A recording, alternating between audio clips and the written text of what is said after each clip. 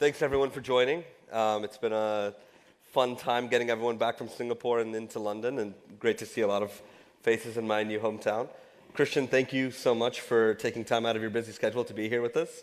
I'm sure the audience will love what you have to say and all the updates in your very crazy, very lovely life. But let's start off with the biggest topic that kind of stands out on this whole panel, which is psychedelics. Great. Everyone here wants to know about psychedelics and what you think about them. We know that you're involved with Atai. We know that you have, and the stock has done really, really well this year. What has the new admin in the US been thinking about when it comes to psychedelics? Okay, so first of all, welcome everybody. Thanks for having us. For the ones who don't know, because the buzzword psychedelics, I guess in the crypto world, it's, I would say, hopefully 99% positive, but just mentioning, technically psychedelics are still illegal. What we are working on with a company I founded at Atai, so we recreated almost 10 years ago now, it was a long journey, all the intellectual property and patents around these substances. You know them as magic mushrooms, which active ingredient is psilocybin, a new version of ketamine, a new version of MDMA, DMT, 5-MeO-DMT, with the aim to bring it back as a medical treatment into the medical world, so fully regulated, fully, and hopefully next year. So psilocybin is the closest, and then the others coming the years after. So hopefully starting from end next year, you will be able, in the US first, but then Europe, following in other countries, to go to your doctor and have a psychedelic therapy with them, and then practically after go home. So that's what I think is the right thing to do. That doesn't mean, obviously, if you do it on the weekend, I can tell you as a scientist, it's much less risky at all. Actually, psychedelics do not have toxicity than if you take alcohol, which is the worst recreational drug of all. If anybody wants to take one thing away from this session, it's go to your mobile after and Google David Nutt. He's a very famous, very good friend of mine here in the UK, neuroscientist. And he did a study more than 10 years ago where he took all the recreational drugs people are taking on the weekend, from alcohol to crack to psilocybin, and for the first time really made a risk assessment. Because we colloquially, meaning all of you are, or most of you I guess, are trading whatever, crypto, whatever, you have an understanding of risk, meaning actually the last 3 days, we all got an even better understanding of risk and leverage, whatever. But we don't have that for recreational drugs. We're talking oh, what is risky, alcohol, da, da, da. So just that you get a sense for what you might do on the weekend, look up that chart. Yeah, it's undisputed, Lancet published. So he did a very comprehensive analysis of what is actually the risk of taking recreational drugs. And the outcome is that alcohol, by far, is the most risky recreational drug, actually even riskier than heroin, which is the number 2. And then when you look on the chart, so on the left side you have all the bad stuff, and the rest actually, everything we think is bad. But then on the very left, or the very right, you have all the psychedelics, which practically zero risk. Yeah, the only risk with psychedelics is that you might have an accident because you're kind of not able to drive a car or whatever, but there is no toxicity for your body. Anyway, so if you do it on a weekend, at least know that positively they might be better, but we are focusing on the medical use because what they do, they have the potential to cure all the mental health issues like depression, anxiety, addiction, and so on. And how did you even get into the universe of psychedelics? I mean, you come from a very kind of prolific background as an investor and, kind of being known across the globe, with your connections. And how did you arrive to the point where you're I need to spend a lot of time on But psychedelics? Exactly what I told you guys now is because I have never tried any other drug. I didn't even try alcohol so far. For the simple reason, I was always very happy. I don't think I'm dumb. So already in high school, I was I think I really have the genetic jackpot with my brain. Also, I think it was education or education, upbringing with my parents. They always gave me confidence, whatever. So I always thought something is very right up there, so don't jinx it. So till now, I didn't try anything. I didn't try alcohol, I didn't try weed, because I didn't want to do anything. I started drinking coffee actually with 30 only, because even I thought coffee could do something bad, which it doesn't. But I was a little bit nerdy. So, but I was at a dinner in 2013 where I sat next to the co-author of the study I just told you, of the book. And so friends had told him, you can maybe loosen Christian up to drink a little bit of alcohol tonight. And I was like, not going to happen. And then I asked him, I was like, look, let's go, like I'm an investor, and as an investor, you see the world as upside and downside. Right. I was like, let's go through all the drugs. I want to know, why do people take heroin? Like, there must be something. Like, yeah, but what's the downside?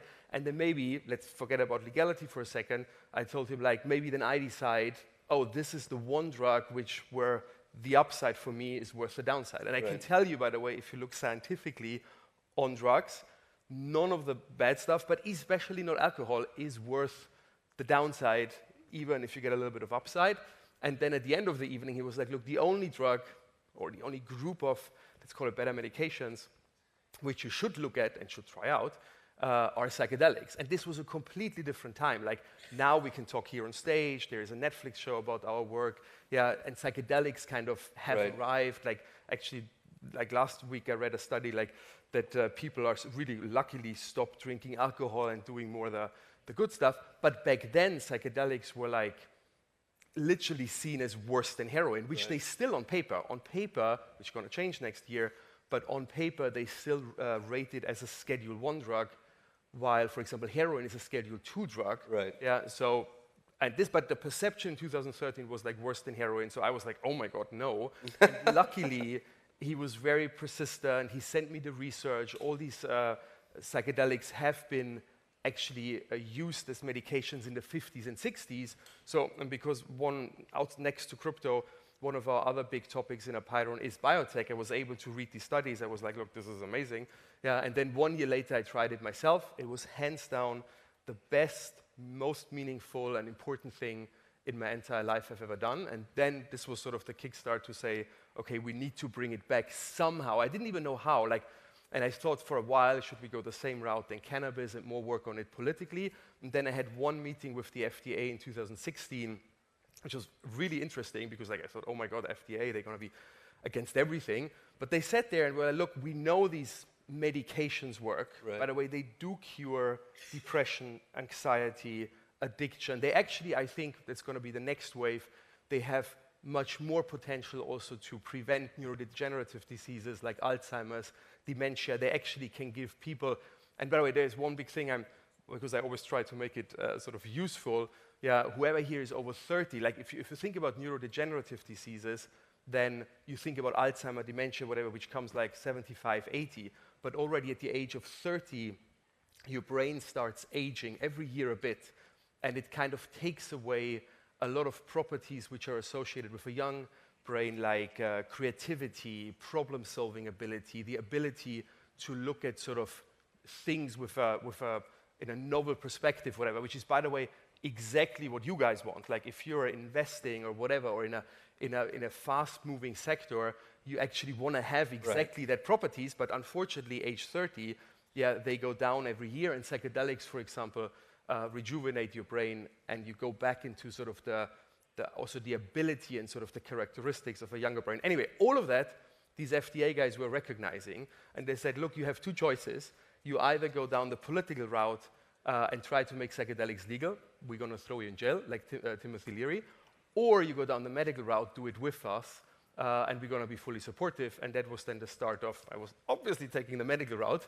with this very, very direct advice. And that was the start of Atai, and now we're almost done.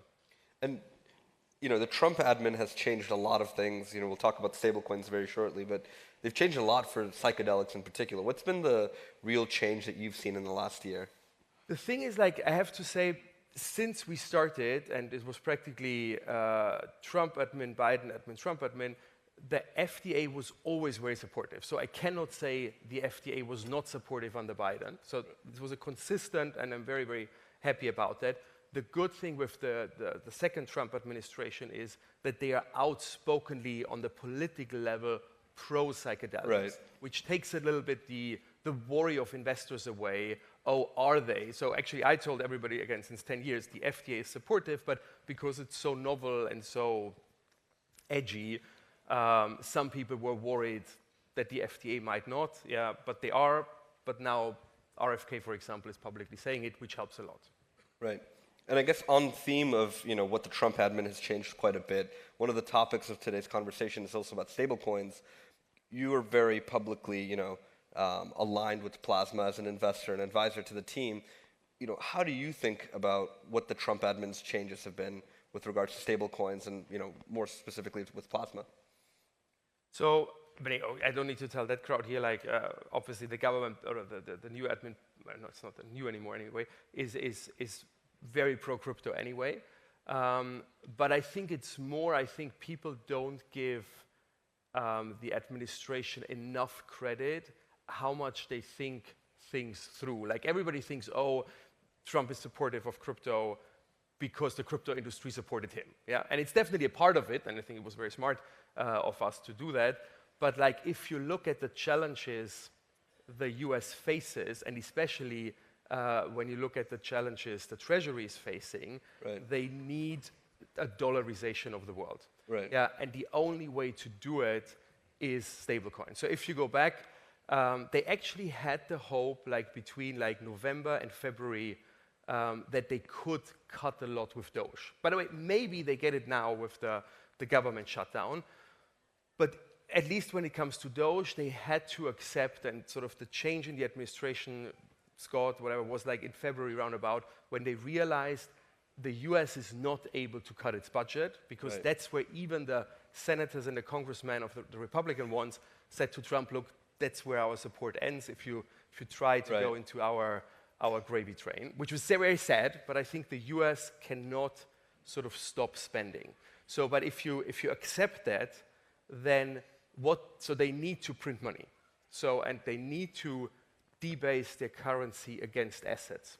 The problem, what they see, and by the way, this is not my theory, they're all friends, so that's what they're very openly talking about. And by the way, you see it in all the tweets of Trump, whatever, is the problem is if you go down a sort of debasement of your currency strategy and printing money, the accidental thing, sort of the unintended side effect, is that the wealth gap is becoming bigger. Right. So investors, all the rich people, will become massively richer, and that is a societal sort of explosive problem. Right. So it's not, again, I think the media always cuts Trump, or is way too simplifying. They're like, he wants to make his friends richer. He doesn't. They actually are very, very worried about the wealth gap. That's why on the other side, they're focusing, the big thing will be actually affordable housing and stuff like that. But it's unfortunately the side effect of what they have to do to survive. So if you accept that, what is the next step? You actually want that your people, so the American citizens, not just the rich people, but as many American citizens as possible, own assets and not the dollar. That's, by the way, why Trump just changed the regulation that, what is it called in America, 410, 401k, these retirement, 401k, yes. Plan, whatever, they can now buy Bitcoin, private equity, whatever. Again, the media wrongly said, he's doing that to pump the stuff. He's actually doing that because they know, the worst an American citizen can have directly and in the pension plan, whatever, is actually the dollar. Right. So they want to get their people out of the dollar, but the problem is at the same time, somebody needs to buy the dollar. Right. So, and that is the people in emerging markets, whatever, which you reach via stablecoins. So stablecoins are, again, not just a nice thing to have, but coming to the conclusion, they are the one thing the US government has as kind of a distribution mechanism to make sure the dollars they're going to print are as much as possible not in the hands of their own citizens, but in the hand of emerging market, whatever people. By the way, and for them it's still a win situation because it's still better to own the dollar and not the naira or any other shitcoin. Right. Sort of, it's kind of a win-win. It's the truth. You're a prolific investor globally, so it's not just localized to Western markets. You have investments across, almost every continent. How are you thinking about these local markets and their dollarization efforts via stablecoins?